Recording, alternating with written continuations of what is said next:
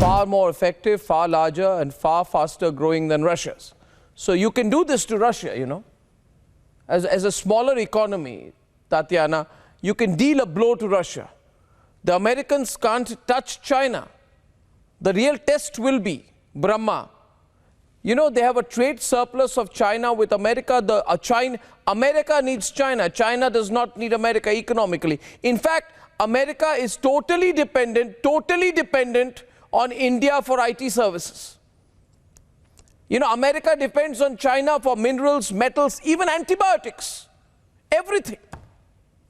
So America is really weak, ladies and gentlemen. The point to be understood, Dr.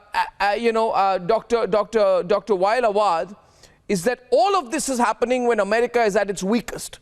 And the whole world asks, why is America responding? Why isn't America responding? It's not got to do, Cynthia, with the debate on the cognitive functions of a weak American president. It is to do with the essential weakness of America as a country, as an economy, as a military.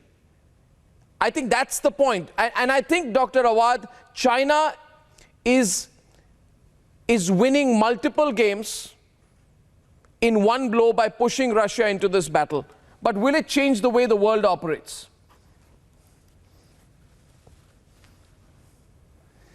Thank you, Arnab. I think one American official said it once: if the American people knows what their administration is doing outside America, they will have lynched the American presidents and their leaderships. The fact of the matter is that exceptionalism and unilateralism in the United States have been for so long. They have been, violating the international law. And I remember the Iraqi special envoy to the United Nations that time when US and UK invaded Iraq. And I was with the American troop embedded. He torn the international law and he threw it in the dustbin, and he apologized to his student that he has been teaching international law. So let's not be breaching laws when you are not practicing that. And you are now saying that there is a people bleeding in Ukraine. I bleed for the Ukrainian people. I feel sad for them.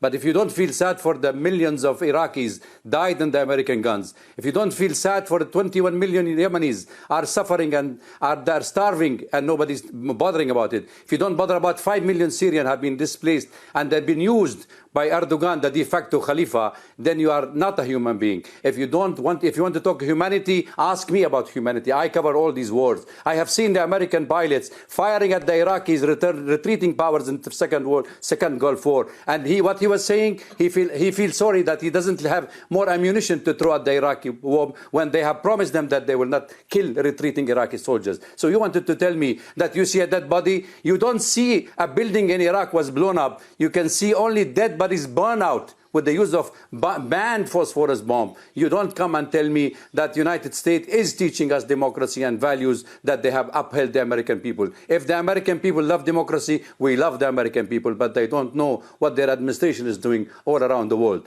So I think the American exceptionalism era has been over, and it is the time for the Asian century. Russia, China, India, and all these countries, Euro-Asia, to come together and give to the new world order. The American and the Western dominance in this part of the world has to come to an end. We have suffered enough at the hand of these people. I think, Dr. Awwad, I have severe differences, with China. And we all have. As a country, we are against Chinese expansionism. But my view is that matter doesn't begin or end with what is happening now. And the Americans have been trying to tell us, Dr. Awwad, for the last couple of weeks, watch out, the Chinese are not your friends. We know the Chinese are not our friends. We know that we are competitors geostrategically, militarily, and economically. And as India becomes greater, we will become greater competitors. But the question continues to be on the United States. Eric, is there any thinking in the West that why is the whole world beginning when Russia is bombing Ukraine, the whole world should be questioning Russia. But interestingly, more and more people are actually questioning America, and they're telling America, they're telling America that didn't your President Donald Trump stand there like he'd won a boxing heavyweight gold medal and say, I have eliminated an Iranian general called Qasem Soleimani. That was a terrorist strike by America. America has no business ordering a strike on foreign soil of an Iranian general.